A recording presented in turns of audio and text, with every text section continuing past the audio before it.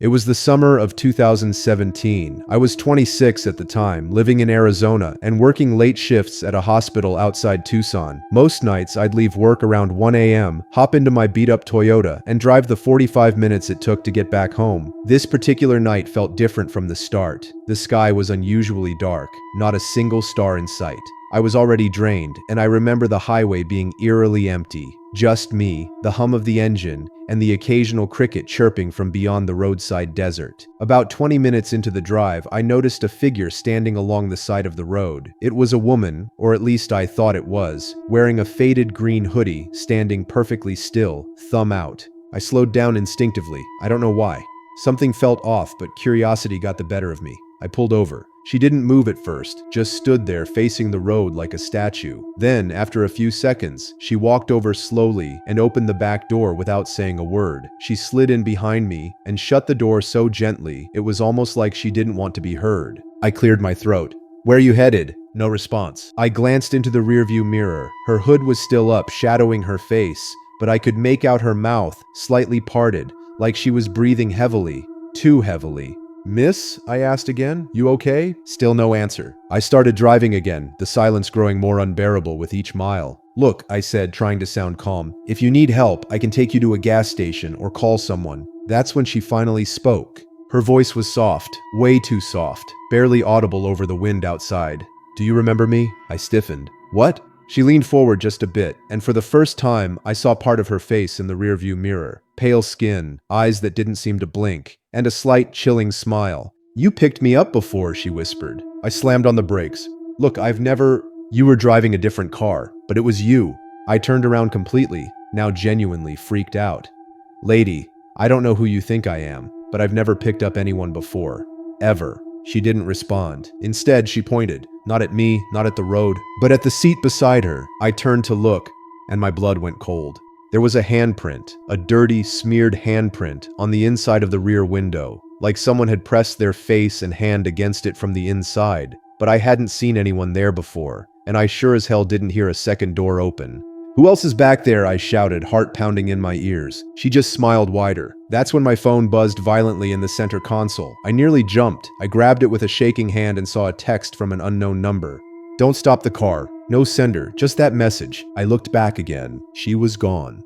The door hadn't opened. I swear on my life it hadn't opened. No sound, no motion, no nothing, just empty seat, and the faint echo of her breathing still ringing in my ears. I floored it. Drove the rest of the way home like the devil himself was chasing me. When I finally made it to my apartment, I bolted inside, locked every door and window, and sat in the corner of my room till sunrise. I didn't sleep that night, or the next. And to this day, whenever I drive that highway, I never stop for anyone again, especially not if they're wearing a green hoodie. It was a chilly October night, somewhere near northern Oregon. I had just finished a weekend camping trip with my cousin and was making the long drive home. The roads were damp and fog clung low to the ground, snaking between trees like it was alive. I wasn't the type to pick up strangers, not in the middle of the woods, not at night, but something about this guy made me hesitate. He was standing near the junction of a dirt road and the main highway, looking down, hood over his head, duffel bag at his feet. He didn't have his thumb out, didn't wave, just stood there, like he was waiting. As I drove past slowly, he looked up. His face was pale and sharp-featured, eyes dark. He didn't seem desperate or lost, just calm, too calm. I don't know what came over me, but something in me pulled the wheel. I turned around and stopped beside him. "Need a ride?" I asked, trying to keep my voice steady. He looked at me, nodded once, picked up his bag, and slid into the passenger seat without a word. "Where you headed?" I asked. "Anywhere," he replied. "Just drive." Now let me be clear. That should have been my cue to throw him out, but I didn't. Maybe it was the cold, maybe it was guilt, or maybe, deep down, I was curious. So I drove. About 10 minutes in, I noticed something strange. He didn't move, like at all. He just sat there with a duffel bag between his feet, staring straight ahead, not looking out the window, not fiddling with his phone, not adjusting his seat, nothing. I cleared my throat. "You from around here?" No answer. I tried again. "You camping or—" Still nothing. But then he turned slowly and looked at me, and I swear, his eyes weren't just looking at me. They were inside me, like he was reading something. "I've been in this car before," he said. A chill shot down my spine. "What?" I said, he repeated. "I've been in this car before." I forced a nervous laugh. "Nah, you must be confusing me with someone else." But he shook his head. "You didn't see me, But I was there, under the blanket, in the back seat. That night you stopped outside Crater Lake. My blood turned to ice. I had stopped near Crater Lake once, 6 months ago. Took a short nap on a road trip, engine off, doors unlocked. I remember feeling like someone was watching me, brushed it off as paranoia. But this guy, he couldn't have known that. You were asleep, he continued, voice low and monotone. You even snored. I thought about waking you up, but I liked watching you sleep. I swerved the car to the side of the road, slammed on the brakes and yelled, "Get the hell out of my car!" He didn't flinch, just stared. I said, "Get out!" Finally, he opened the door, slowly, got out and stood beside the road again. He didn't slam the door, he didn't curse or argue. He just smiled. And then, in a tone too calm for comfort, he said, "Next time, lock your doors." I sped off, tires squealing. Checked the back seat 4 times that night. Slept with the lights on. I filed a report with the police, gave his description, told them the story. They asked for my dashcam footage. That's when I realized the dashcam had been turned off. Unplugged. I never leave it off. Ever. To this day, I don't know how he unplugged it, or how long he'd been in my car that first time. Back in 2015, I was working as a wildlife researcher in rural Montana, the kind of job that meant weeks at a time in complete isolation. We rotated between cabins deep in the forest to track migration patterns and gather wildlife data. It wasn't glamorous, but I liked the solitude. One winter, I was assigned to Station 9, a remote outpost only accessible by snowmobile after a certain point. The guy who'd just left the cabin before me, Mark, gave me a strange warning before he left. Just don't go outside after dark. You'll hear things. Ignore them.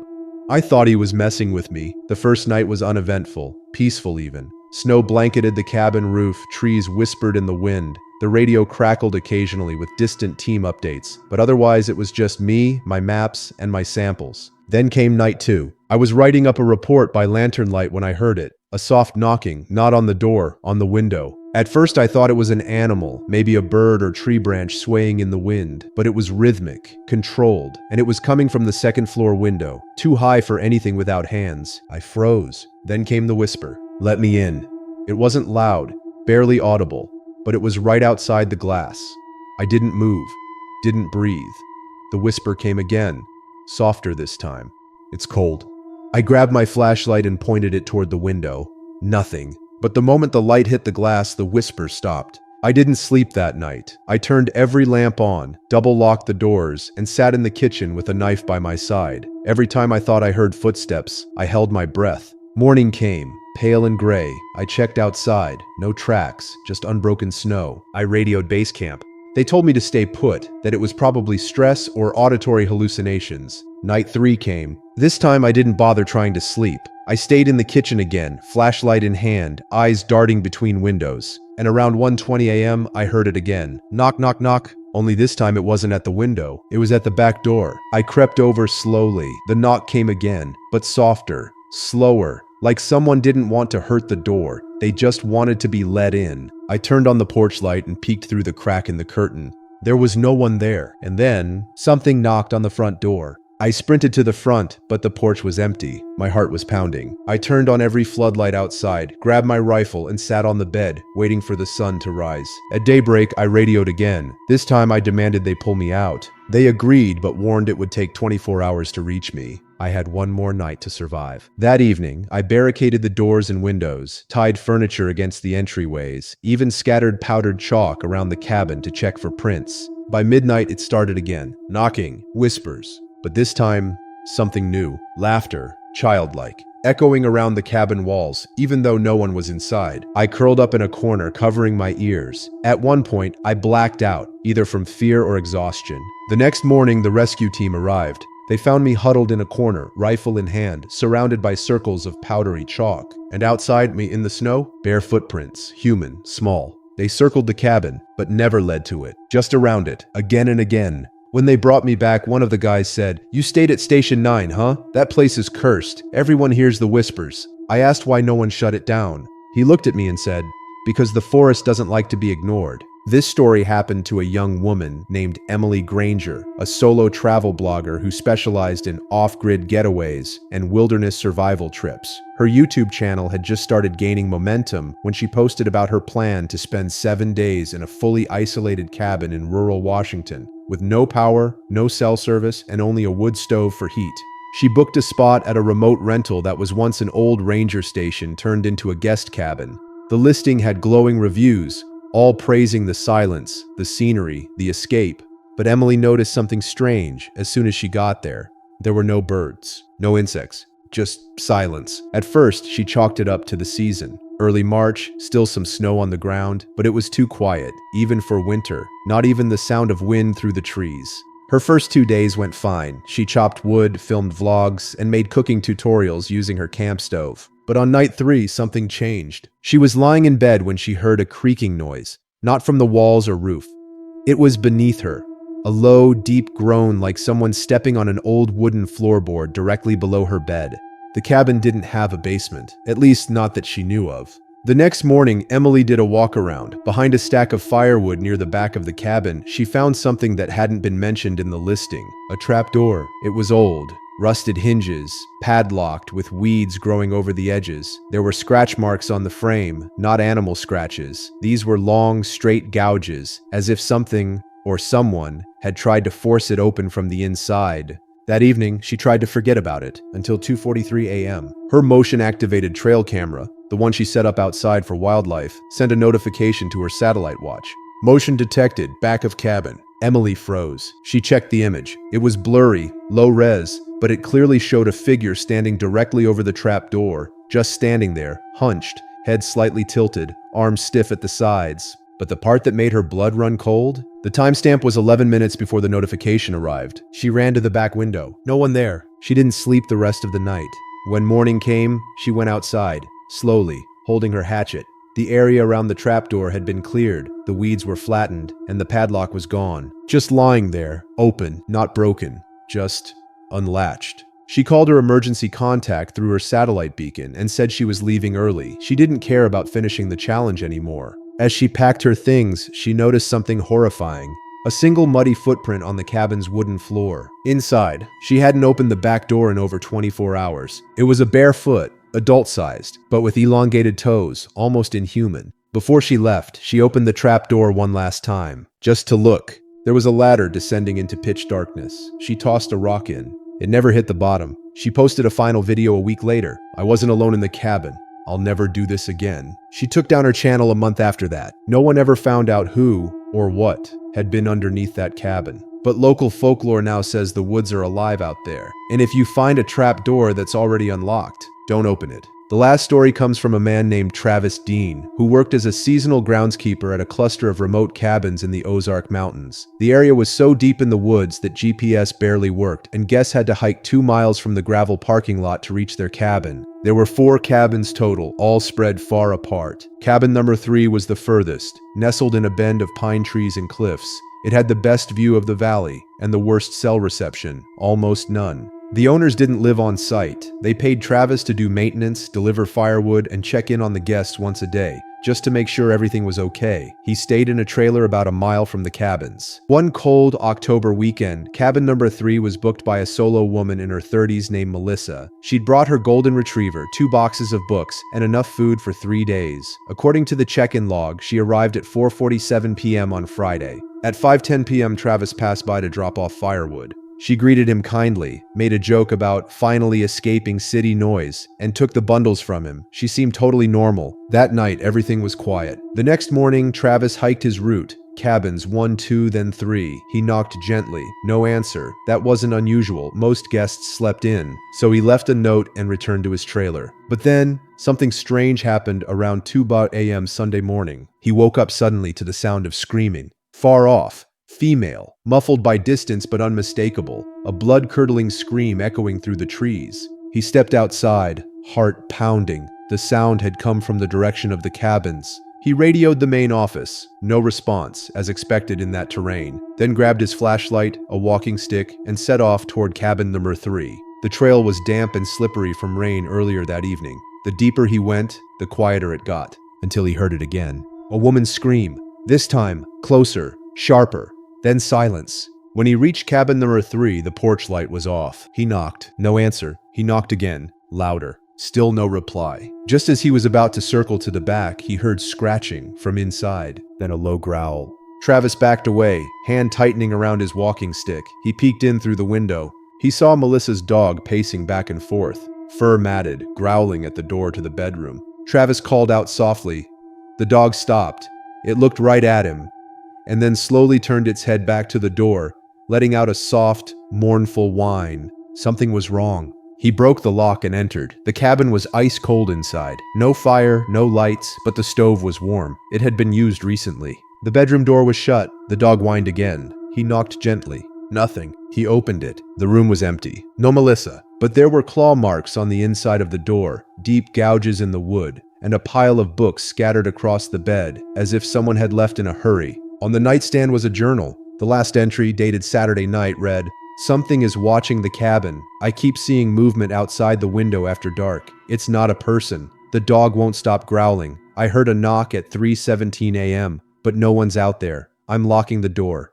If something happens, please tell someone I didn't imagine this." Travis called the authorities the moment he got back to a spot with reception. A full search was launched. They found no sign of Melissa, no footprints, no signs of struggle. Her bags were still there, her car untouched. But here's the strangest part. When they reviewed the security footage from the trail camera near the property gate, the one that logs who enters or exits the path, Melissa was never seen leaving. She walked in, but she never walked out. Weeks later, her dog was adopted by one of the rangers. It never barked again. And cabin number 3? It was quietly removed from the rental listings. No explanation. Only a rumor that sometimes, late at night, hikers hear screaming from the cliffs. But when they check, there's no one there. This final story comes from Logan, a former truck mechanic who had gone off-grid for a few years in the remote forests near Cold Lake, Minnesota. He'd inherited a small hunting cabin from his uncle, which sat about 30 miles from the nearest paved road. No neighbors, no town, no power grid, just thick pine and icy wind.